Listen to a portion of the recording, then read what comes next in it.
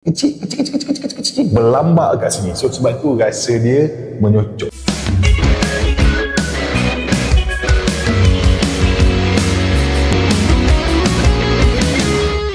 Assalamualaikum warahmatullahi wabarakatuh.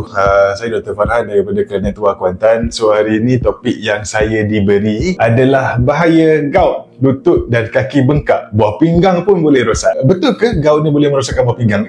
Ya, betul. Sebab apa? Boleh ada batu karang dekat buah pinggang. Protein, makanan yang protein tinggi ni dia dibagi kepada tiga. High purine, moderate purine dengan low purine. High purine ni contohnya seafood, macam tu. Moderate purine, daging putih. Yang low purine ni buah-buahan, macam tu. Penting ke nak kena tahu jadi uric acid, jadi uric, jadi MSU? Kalau mana tinggi uric acid, dia akan jadi batu kat buah pinggang. Itulah yang boleh menyebabkan rosaknya buah pinggang. So kalau you tengok ni sendi, ni sendi. So dia kena tajam macam ni. So sebab tu rasa dia menyocok, sakit, pedih. Adakah semua orang akan kena gout? Ada kemungkinan. Semua orang ada possibility untuk kena gout. Siapakah orang mereka-mereka yang akan kena gout? Nombor satu, orang yang ada hyperuricemia. Lagi satu, error in metabolism lah. Maksudnya memang badan you tak boleh nak cope. Orang perempuan tak kena ke?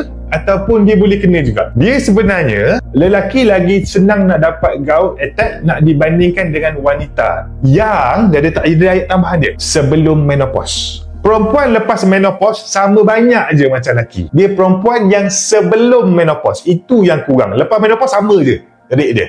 Sebab apa? Estrogen. So 75% orang yang ada masalah gout akan ada masalah lain. These are the risk factor yang boleh menyebabkan gout. Nombor satu, hyperuricemia. Maksudnya uric acid yang tinggi di dalam darah.